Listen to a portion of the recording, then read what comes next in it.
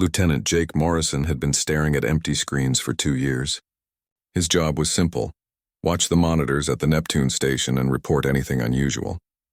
In 2 years, nothing unusual had ever happened. Space was big, cold, and extremely boring.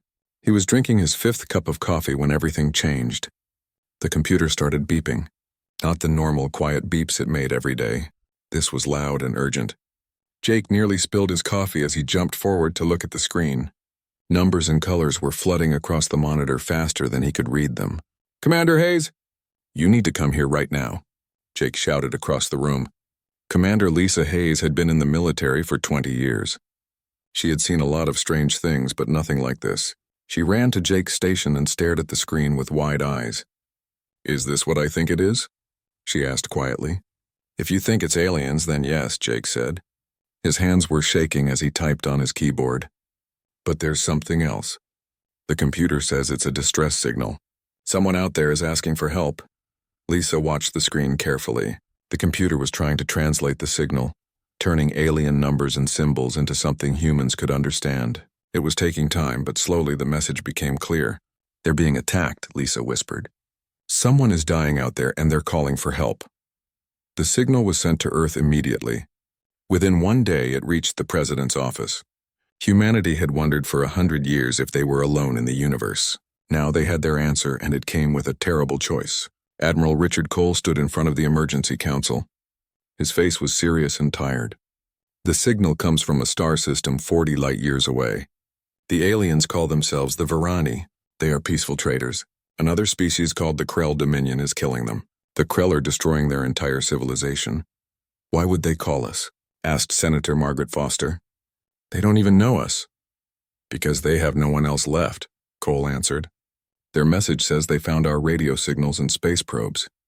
They know we exist. They're gambling that we're different from the Krell. They're gambling that we'll help." The room became very quiet.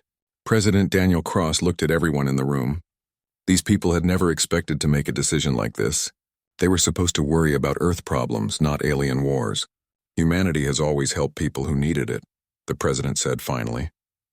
"We didn't ask for this, but we won't ignore it. Admiral Cole, start preparing our military. Let's show the galaxy what happens when you wake up Earth." The news spread across Earth like fire. People gathered in streets and homes watching their screens as the president explained what was happening. For the first time in human history, they knew they weren't alone. And for the first time, they had to decide what kind of neighbors they would be. Scientists worked day and night to understand the Varani signal better. They learned that the Varani had been peaceful explorers and traders. They had friends among other alien species. But the Krell Dominion had come with massive fleets and powerful weapons. One by one, the Varani's friends had been destroyed or enslaved. Now the Varani were the last ones left, and they were losing. Dr. Helen Park was one of the scientists studying the alien data. She hadn't slept in 2 days. "The Krell have been conquering other species for 300 years, she told Admiral Cole. "They see other aliens as slaves or targets. They're very good at war. The Varani sent us their technical data, but even with that, this is going to be incredibly dangerous." "How dangerous?" Cole asked. "The Krell fleet is 5 times bigger than anything we can send," Helen said. "Their weapons are different from ours, but they're just as deadly. And they've been fighting wars since before humans had computers. We're going to fight an enemy that has been winning battles for centuries." Cole nodded slowly. "What advantages do we have?" Helen pulled up information on her screen. "The Varani analyzed Earth's environment. Our planet is what they call a Class 12 death world. The gravity is heavier than most planets. The weather is more violent. We have predators and diseases that would kill most other species. Humans evolved in one of the most dangerous environments the Varani have ever seen. So we're tougher than the Krell expect," Cole said. "Much tougher," Helen confirmed. "The Varani have never met another species from a death world. Neither have the Krell. They have no idea what humans are actually capable of." Across Earth, the military began preparing for war. Ships that had been in storage for decades were pulled out and repaired. Factories that made cars and computers started making weapons instead. Young people rushed to join the military. Old veterans came back to serve again. In training centers on Mars, Sergeant Bethany Cruz was teaching soldiers how to fight aliens. "Listen carefully," she told her troops. "We don't know exactly what we're fighting. The Varani data suggests the Krell are physically stronger than humans. They also have faster reaction times, but they've never fought anyone like us. She pointed to a display showing Earth. We come from a world that tried to kill us every single day. We survived ice ages and droughts. We survived plagues and predators. We learned to adapt to anything. The Krell are about to learn what that means. The mood on Earth was strange. People were scared, but they were also determined. They had received a cry for help from across the stars, and they couldn't ignore it. It didn't matter that the Varani were aliens. It didn't matter that helping them was dangerous. What mattered was that innocent people were dying, and Earth had the power to do something about it. Captain Alex Morgan walked through the hangar of his ship, the ECS Defiance. Workers were loading weapons and checking systems. The ship was old but strong. It had fought in Earth's last war 50 years ago, and now it would fight again, but this time against aliens. Nervous? Asked Dr. Helen Park, walking up beside him. Terrified, Alex admitted. We're about to jump 40 light years to fight aliens we've never seen. We're risking everything for people we've never met. What if we fail? Then we fail trying to do the right thing, Helen said. That's better than living with the knowledge that we could have helped but didn't. Alex nodded. He looked at his crew working around him. They were scared too, but they were ready. They understood what was at stake. Admiral Cole gathered all his ship commanders for one final meeting before they left. We're about to do something that's never been done before, he said. We're going to travel farther than humans have ever gone. We're going to fight an enemy we don't understand, and we're going to do it for people we've never met. He paused and looked at each captain. The Varani called us Deathworlders. They meant it as a scientific classification, but I think it means something more. We come from a world of survivors. We never give up. We never abandon those who need help. That's what makes us human. That's what makes us dangerous.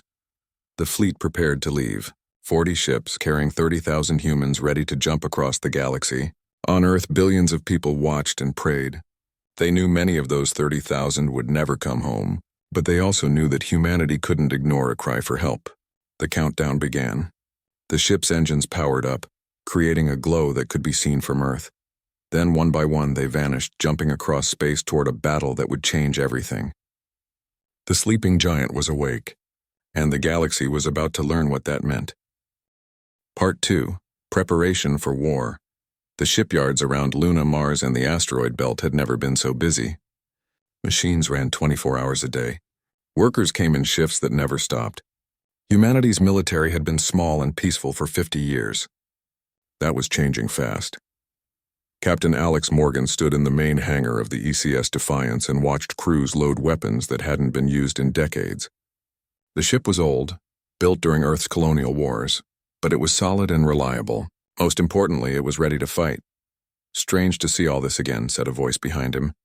Alex turned to see Dr. Helen Park. She was the fleet's chief alien expert, and she looked exhausted. Dark circles showed under her eyes. She hadn't slept much in the past week. My grandfather fought in the colonial wars, Alex said. He always told me that humans were at their best when helping others. I hope he was right. We're about to find out, Helen replied. We're jumping 40 light years to fight an enemy we've never seen. We barely understand their technology. The translation team has been working constantly, but we're still guessing about a lot of things.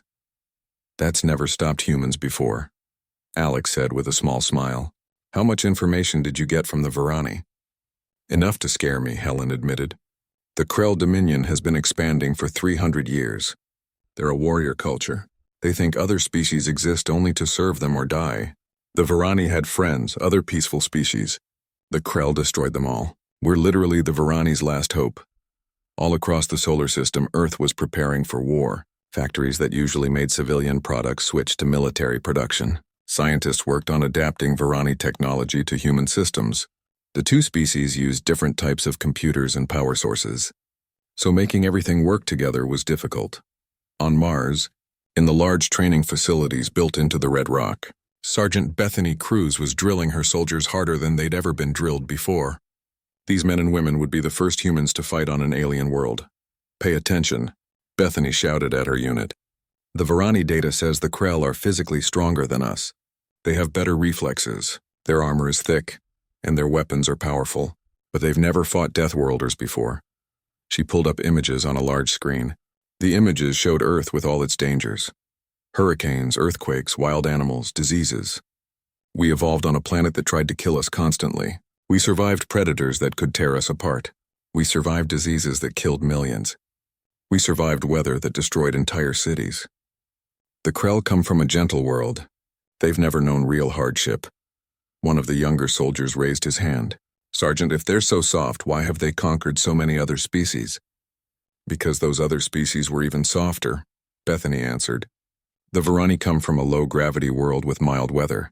Most of the species in this part of the galaxy evolved on easy planets. Earth is different. Earth is deadly. That makes us different too. The Krell are about to learn that lesson the hard way. At Fleet Command, Admiral Cole was meeting with his senior officers. They stood around a large table showing a holographic map of the Varani system. The situation looked bad. Red markers showed Krell ships surrounding the Varani homeworld. Blue markers showed where the human fleet would arrive. We'll jump in 3 waves, Cole explained. The first wave will get their attention and test their defenses. The second wave will attack their supply ships and bases. The third wave will help the Varani survivors and set up defensive positions. Questions? Captain Julia Martinez commanded the heavy cruiser Endeavor. She looked at the map and frowned. Sir, intelligence says the Krell fleet is 5 times bigger than ours. Even if we surprise them, those are terrible odds, Cole nodded. Yes, they are. But we have advantages. Our computer systems are more advanced. Our missiles can fly farther. And most important, we're fighting for something the Krell don't understand. The freedom of people we've never even met. They fight for conquest. We fight for survival, for others, and for ourselves. The news about Earth's mission spread to the civilian population. People reacted in ways the government hadn't expected. Instead of panic or fear, there was unity.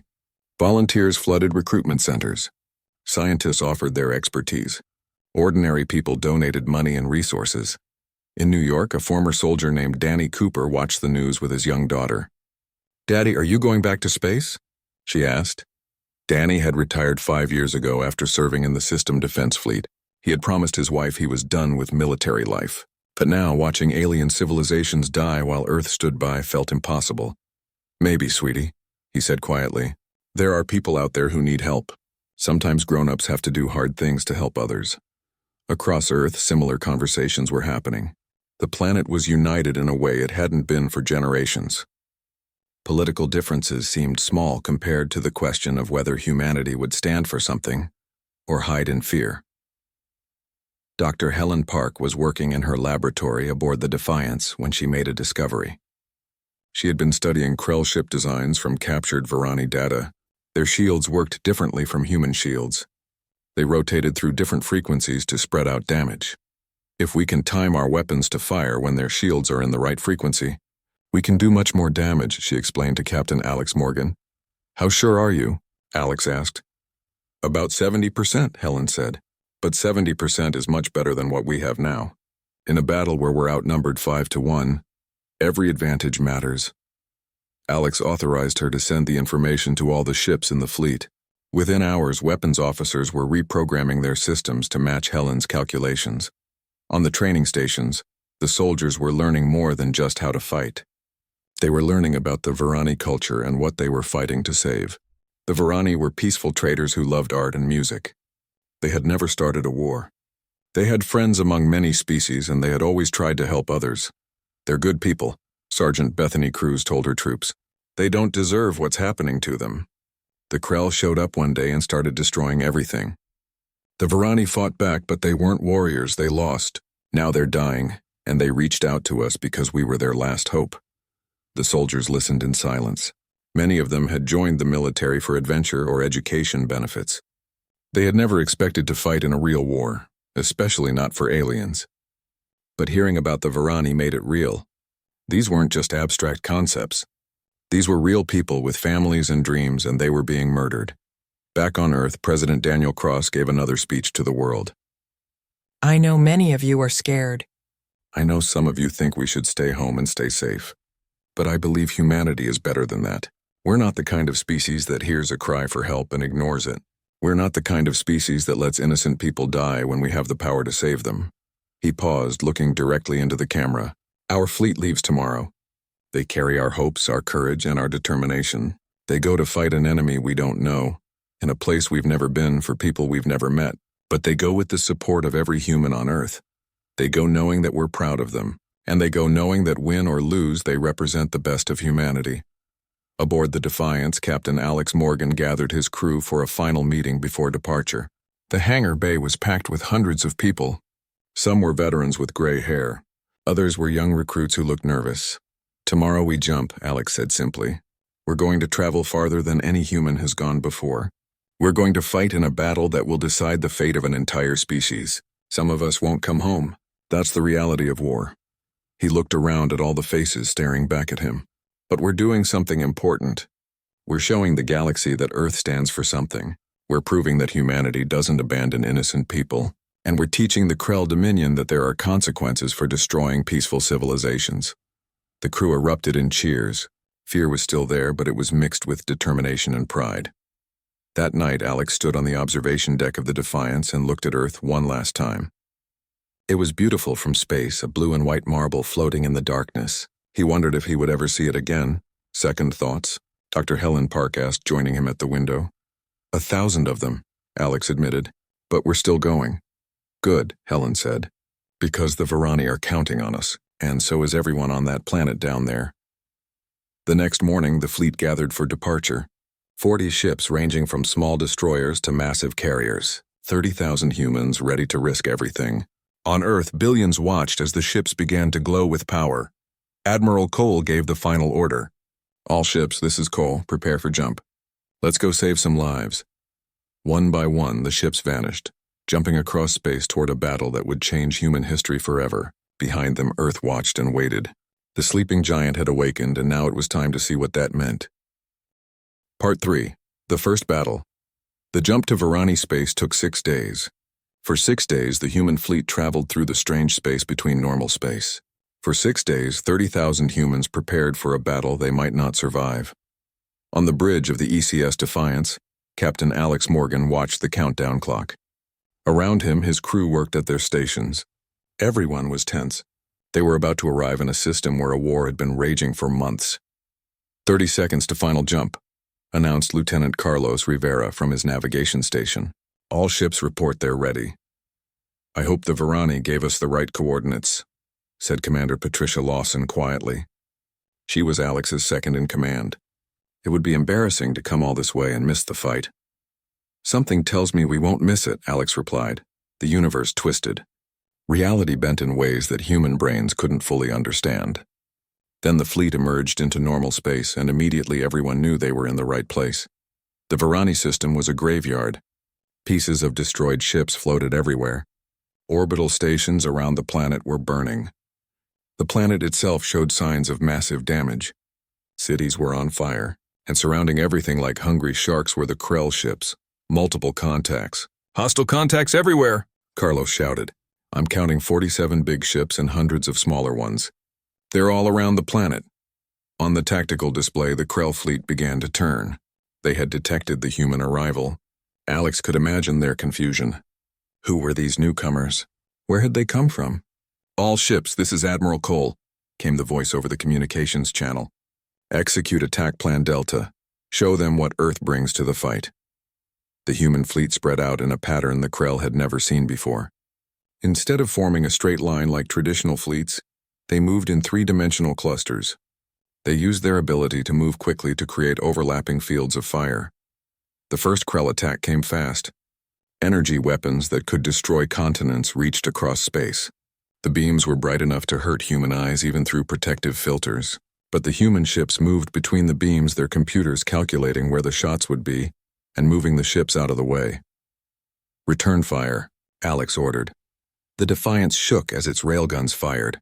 Solid metal rods accelerated to incredible speeds across the distance in seconds. The nearest Krell cruiser's shields flared bright blue. They held for a moment, then collapsed. The metal rod punched through the hull and out the other side. Atmosphere and bodies vented into space. "Target destroyed," Carlos reported. His voice was shaking. "Enemy fleet is changing formation." "Let them," Alex said grimly. "Weapons, target their command ship. Let's cut off the head of the snake." All across the battlefield, the fight became brutal and close. The Krell were experienced warriors. They had fought and won hundreds of battles, but they had never fought anyone like humans. Human ships were smaller and faster. They were commanded by officers who had studied every major battle in human history. Captain Julia Martinez brought her ship, the Endeavor, in very close to a Krell battleship. So close that the big ship couldn't turn its main weapons toward her. All weapons fire at their engines. Let's see how they fight when they can't move. The Endeavor's weapons carved into the Krell ship's rear section. They peeled away armor and cut through to the reactor core. The explosion lit up space like a small sun, but humans were dying too. The destroyer Vigilant took a direct hit and broke in half. The cruiser Stalwart lost power and went dark. Every loss meant hundreds of people dying instantly. On the surface of the Varani homeworld, the surviving population watched the sky with desperate hope. They had been preparing to die when the impossible happened. Someone had answered their call. Someone had actually come to help them. Administrator Kelvin was the leader of the surviving Varani. He stood in what was left of their capital city's command center. They had telescopes and some satellites still working. Through them, he watched the battle. "They're actually fighting the Krell," breathed his assistant, Mirren. "They're actually winning." "They're dying for us," Kelvin said quietly. "People we've never met are giving their lives so we can live. How do we ever repay that?" In orbit, Admiral Cole watched the battle from his command ship. The Krell were pulling back slightly. They were regrouping. The humans had destroyed 20 Krell ships, but it had cost 8 human ships. The Krell still had more ships. "Sir, we're getting a transmission," reported his communications officer. "It's from the Krell command ship. Audio only." "Put it through," Cole ordered. The voice that came through was harsh and rough. The computer translated it into English. "Unknown species. You fight well for primitives, but you cannot win this battle. Withdraw now and we will kill you quickly. Stay and we will hunt your homeworld for sport." Cole smiled, but it wasn't a happy smile. "Tell them this. Humanity doesn't negotiate with bullies. Tell them we're just getting started." The second phase of the battle began with strikes the Krell never expected. While their main fleet fought Admiral Cole's forces, the second wave of human ships appeared throughout the system. Commander Nathan Price led a special squadron called Ghostwing. Their ships were small and painted with special materials that made them hard to detect. They ran on minimal power, making almost no signature that enemy sensors could find. "All ships hold weapons," Nathan ordered quietly. "Let's get close before they know we're here." The Ghostwing squadron was heading for a Krell supply depot hidden in the outer asteroid belt. The depot was huge, built inside a large asteroid. It stored fuel, ammunition, and repair equipment. It was also completely undefended. The Krell were so confident that they never considered someone might attack their supplies. "Big mistake," Nathan muttered. "All ships fire everything." Ghostwing dropped their stealth mode and fired every weapon they had. Torpedoes streaked across space and slammed into the depot. The shields came up too late. Explosions rippled across the facility's surface. Fuel reserves exploded. Ammunition detonated. In less than 5 minutes, the entire depot was destroyed. "Depot destroyed," reported Lieutenant Amy Foster. "Enemy supplies are gone." "Good," Nathan said. "Intelligence found 3 more Krell facilities in this system. Let's visit them too." Back at the main battle, the Krell were starting to understand they had made a terrible mistake. These humans fought with a ferocity the Krell had never encountered. The human ships used gravity for slingshot maneuvers. They coordinated attacks from multiple directions at once. They adapted their tactics constantly, learning and changing with every engagement. On the Defiance, Dr. Helen Park was working in her lab, analyzing Krell ships and finding weaknesses. "Captain, I found something." Their shields rotate through different frequencies. If we synchronize our weapons to fire at the right moment, we can break through much easier. "How sure are you?" Alex asked. "About 70%, Helen said. "But that's better than what we have now." "Send it to the fleet," Alex ordered. Within minutes, human ships adjusted their weapons based on Helen's data. The effect was immediate. Krell shields that had survived heavy attacks suddenly failed under coordinated strikes. Ship after ship fell to the new tactics. On the Krell command ship, War Prince Thraxus watched his fleet fall apart. He was confused and angry. These humans were supposed to be primitives. They were an unknown species that should have been easy to defeat. Instead, they fought like demons. "Enough," he snarled at his crew. "Bring in the Devastator." The Devastator was the Krell's ultimate weapon. It was a dreadnought the size of a small moon. It had weapons that could crack planets. Thraxus had been keeping it in reserve, but now he called it forward. The massive ship appeared from jump space. Its arrival created gravitational waves that shook every ship in the system. On human ships, alarms screamed warnings, new contact, Carlos reported. His voice was tight with fear. The mass readings are incredible. That thing is bigger than our entire fleet combined. Admiral Cole stared at the huge ship on his display. Get me a firing solution. Sir, our weapons might not even scratch it, his tactical officer warned. Then we'll find out together, Cole said. All ships concentrate fire on that dreadnought. 20 human capital ships fired everything they had at the Devastator. Railgun rounds, missiles, and energy weapons struck its shields. The display was bright enough to be seen from the planet's surface. The dreadnought's shields flickered but held. Then it fired back. The main cannon fired once, and the heavy cruiser, relentless, simply stopped existing. 2,000 lives ended in an instant. Evasive maneuvers, Alex shouted. All ships, scatter. But Captain Julia Martinez had a different idea. While the Devastator recharged its main weapon, she brought the Endeavor in close, using the dreadnought's huge bulk to hide from its defensive weapons. Ma'am, we're too close, her helmsman warned. That's the point, Julia said. Weapons load nuclear-tipped missiles. Let's see how their shields handle nuclear explosions at point-blank range. The Endeavor fired its entire arsenal at a distance measured in kilometers. The missiles punched into the Devastator's shields. Their nuclear warheads detonated in rapid succession. Space lit up with artificial suns. The dreadnought's shields collapsed. All ships, shields are down, Admiral Cole broadcast. Hit that target with everything. The human fleet. Part 4. Victory and cost. The destruction of the Devastator changed everything. The massive explosion sent shockwaves through the battlefield. Debris from the dreadnought scattered across space, some pieces burning up in the Varani planet's atmosphere like meteors. On the Krell command ship, War Prince Thraxus stared at the empty space where his greatest weapon had been. His hands gripped his command chair so hard that his claws dug into the metal. Around him, his bridge crew waited in silence. Report, Thraxus finally growled. We've lost 31 ships, his tactical officer said quietly. The Devastator is destroyed. Multiple supply depots have been eliminated. Our ammunition reserves are at 40%. The humans continue to attack from multiple vectors. Thraxus looked at the tactical display. The human ships were smaller than Krell ships, but they moved like hunting animals. They worked together in ways the Krell had never encountered. Every time the Krell tried to corner one human ship, 3 others would attack from different directions. These are not primitives, Thraxus said slowly. Our intelligence was wrong. These are apex predators. On the bridge of the Defiance, Captain Alex Morgan allowed himself a moment of relief. The giant dreadnought was gone. But the celebration was brief. The main display showed the cost of their victory. Casualty report, he said quietly to Commander Patricia Lawson. Patricia's face was grim. We've lost 8 ships completely destroyed. 5 more are heavily damaged and can't fight. We've taken 3,000 casualties. The Varani estimates suggest we've killed about 12,000 Krell. Alex closed his eyes for a moment. 3,000 humans dead. 3,000 families on Earth would receive terrible news. But they had also saved millions of Varani lives. The battle isn't over, he said. What's the Krell fleet doing? They're regrouping at the edge of the system, Carlos Rivera reported. It looks like they're preparing to jump away. Admiral Cole's voice came over the fleet channel. All ships maintain formation. Do not pursue. Let them run. Our priority is the Varani survivors.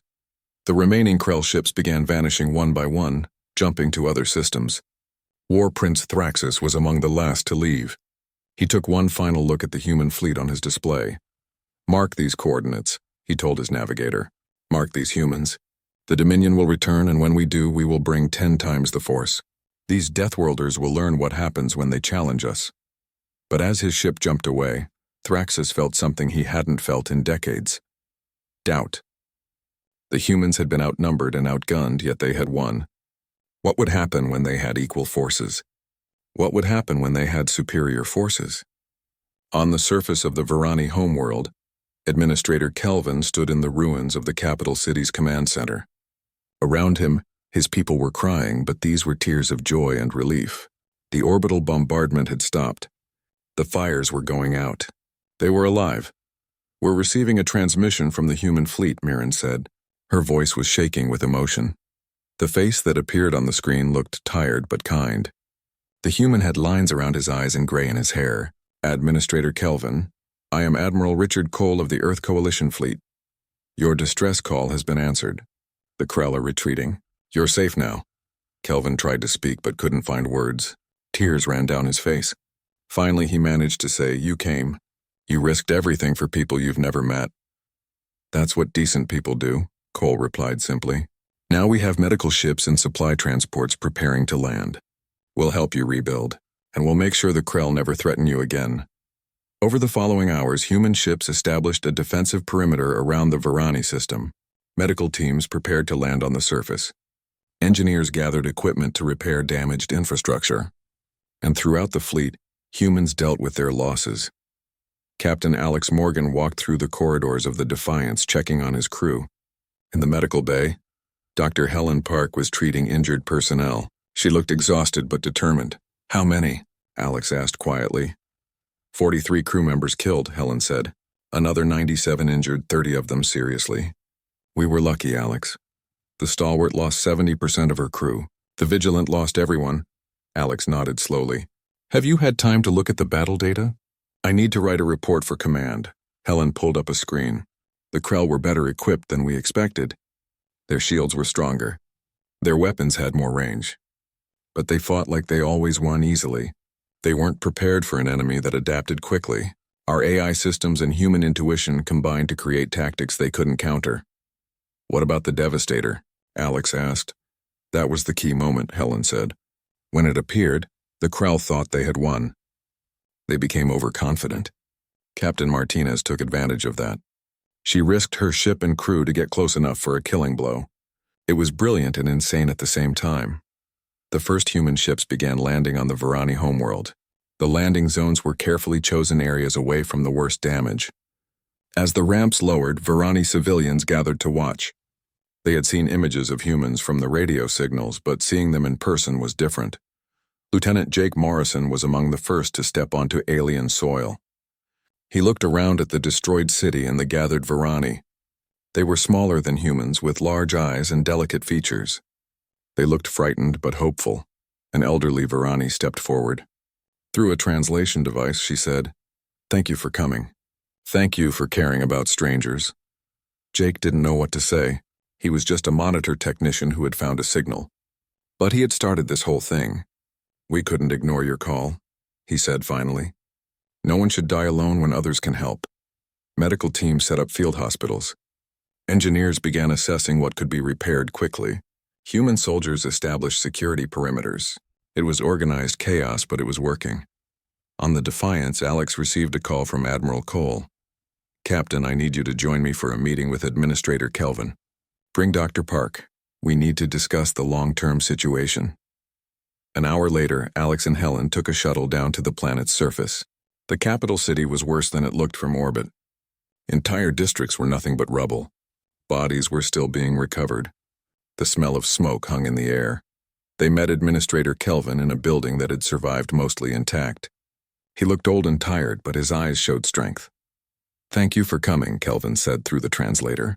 "I wanted to meet you face to face, to see the people who saved my world." "We did what anyone should do," Admiral Cole said. "But we need to talk about the future.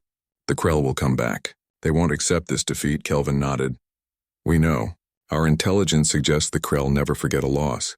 They will return with more ships, more weapons. We cannot defend ourselves against that." "That's why we're going to stay," Cole said. "We're leaving a garrison of ships and troops. We'll help you rebuild your defenses. And we're going to send a message to the Krell. The Varani are under Earth's protection now. If the Krell want them, they'll have to go through us." "Why?" Kelvin asked. "Why would you do this?" "You've already sacrificed so much. We have nothing to offer in return," Helen Park spoke up. "Because it's the right thing to do, and because we're stronger together than apart. The Krell have been bullying this part of space for 300 years. Maybe it's time someone stood up to them permanently." Kelvin looked at the three humans. They were from a species he had only learned about weeks ago. They came from a world so dangerous that most Varani would die within hours of landing there. Yet they had crossed the stars to save his people.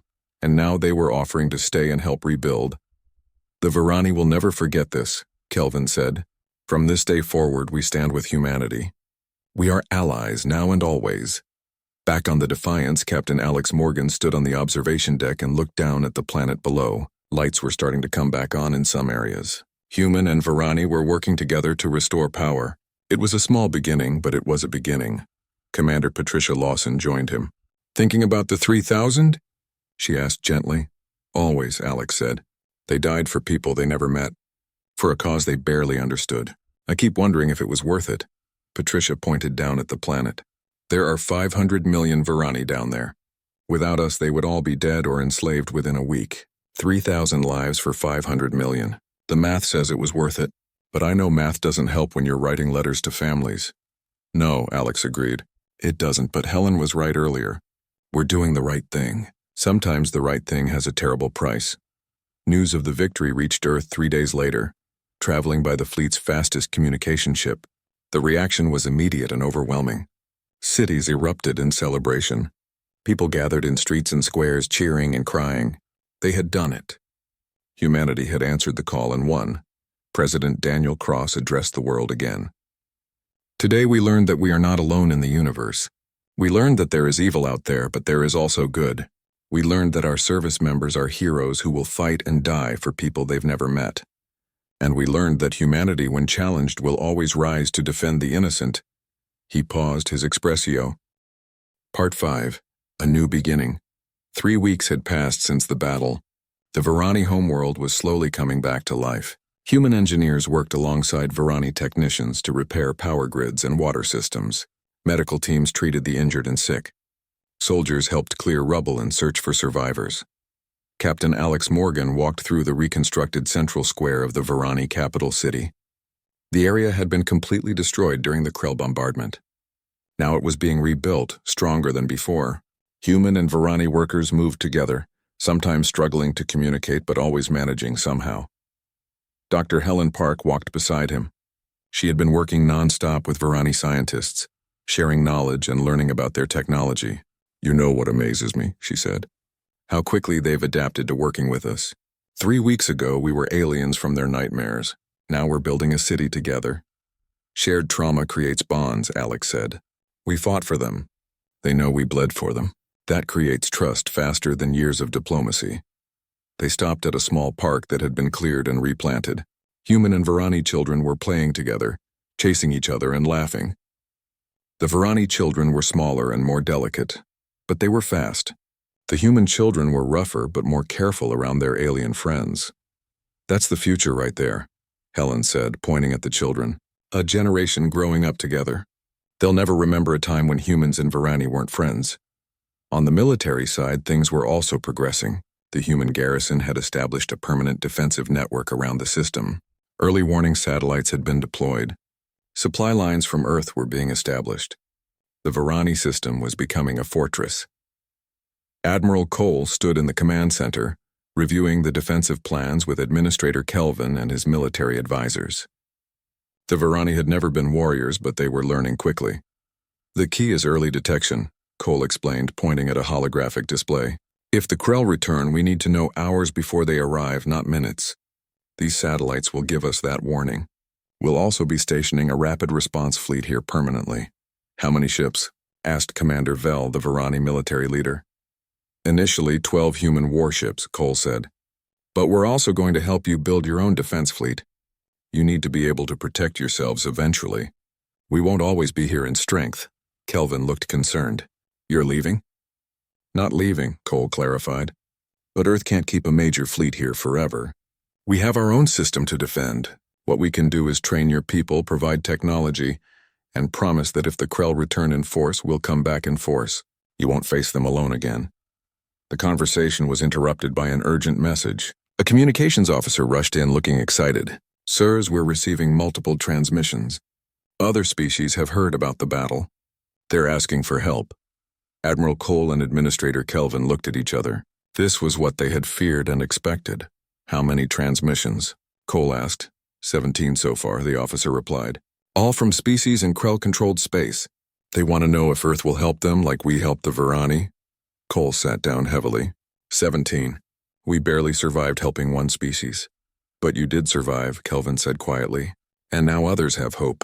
For the first time in 300 years, someone has stood up to the Krell and won. Every enslaved species in the galaxy heard about that. Of course they're asking for help. Back on Earth, the government was dealing with the same situation. President Daniel Cross met with his cabinet and military leaders. The room was tense. "We can't help 17 species," said Secretary of Defense Laura Hamilton. "We don't have the ships or the personnel. It took everything we had to save the Varani." "We can't ignore them either," replied Secretary of State Gregory Walsh. "If we turn them away now, we're telling the galaxy that Earth only helps when it's convenient. That's not the message we want to send." The president rubbed his temples. He hadn't slept well since the fleet had jumped to Varani space. "What are our options?" Admiral Cole appeared via video link from the Varani system. "Sir, I have a suggestion. We can't fight 17 wars at once, but we can do something else. We can build a coalition." "Explain," Cross said. "The Varani are safe now," Cole continued. "They're grateful and they're willing to help others. What if we coordinate? We help species that are in immediate danger. The Varani provide support and supplies. We share technology with species that can defend themselves. We build a network of allies instead of trying to save everyone alone." The president considered this. A coalition. Earth, Varani, and whoever else we can save, all working together to stand against the Krell. "Exactly," Cole said. "We can't be the galaxy's police force, but we can be the spark that lights a fire. We showed everyone that the Krell can be beaten. Now we help others find the courage to stand up too." The decision was made. Earth would begin the Coalition Defense Initiative. Ships would be built. Personnel would be trained. And humanity would reach out to the galaxy, offering help and asking for allies in return.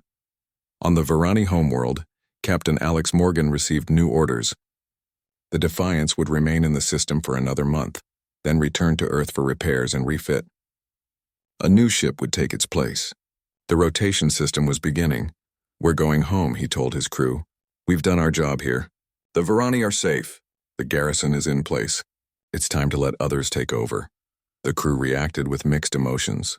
They wanted to go home and see their families, but they had also become attached to the Varani. They had bled for this world. Leaving felt wrong. Lieutenant Jake Morrison approached Alex privately. "Sir, I'd like to request a transfer.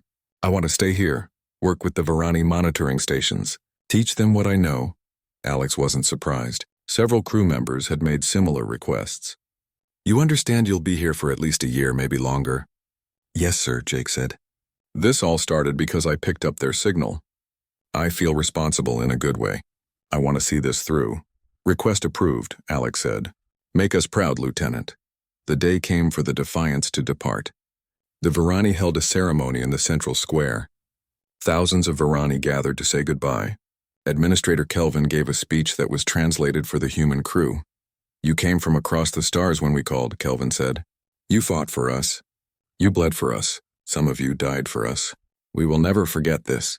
We will tell our children and our children's children about the day Earth answered our call. You have given us more than survival. You have given us hope." Captain Alex Morgan replied on behalf of the crew. "We did what any good people should do. We answered a cry for help. But this isn't goodbye. This is the beginning of a friendship that will last forever. Earth and Varani together. We're stronger together than apart." As the Defiance prepared to jump back to Earth, Alex stood on the observation deck one last time. Helen Park joined him. "Feeling nostalgic already?" she asked. "A little," Alex admitted. "We've been here less than a month, but it feels like years. We changed everything, Helen. Not just for the Varani, but for all of humanity. We're not alone anymore. We're part of something bigger." "Does that scare you?" Helen asked. "Terrified," Alex said honestly. "The galaxy is huge and dangerous. The Krell won't forgive this defeat. Other threats probably exist that we don't even know about yet. But we've also found friends, allies, purpose." The jump countdown began. The ship's engines powered up, creating a glow visible from the planet's surface. On the ground, Varani waved and cheered. In orbit, the garrison fleet's ships flashed their lights in salute. "Jumping in 5, 4, 3, 2, 1, Carlos Rivera announced. The Defiance vanished, beginning its journey home. 6 weeks later, the ship arrived back at Earth. The crew watched through observation windows as their homeworld grew larger. It looked beautiful, peaceful, perfect. After the destruction they had seen, Earth seemed like paradise. The Defiance was greeted by a massive celebration. Every ship in the system sounded their horns. Stations and orbital platforms lit up in welcome. And on Earth itself, billions watched as the heroes returned. Alex and his crew were taken to a ceremony at Earth Coalition headquarters. President Daniel Cross personally thanked each crew member. Medals were awarded. Speeches were made. But the most important moment came when the president addressed the whole planet. Today we welcome home the crew of the Defiance and honor all who served in the Varani campaign, Cross said. They answered a call for help from people they had never met. They fought an enemy they didn't know. They risked everything for an ideal, that good people help those in need no matter the cost. He paused, looking directly at the camera. But their mission is not the end of our story. It's the beginning. We now know the galaxy is full of life, and much of that life is suffering under tyranny. We cannot save everyone. We are not gods. But we can help. We can fight. We can stand with those who stand for freedom. I am announcing the formation of the Coalition Defense Force. This will be a permanent military organization dedicated to defending peaceful species from aggression. We will train allies. We will share technology. And when necessary, we will fight. The Krell Dominion has ruled through fear for 3 centuries. That ends now. Earth and her allies are drawing a line.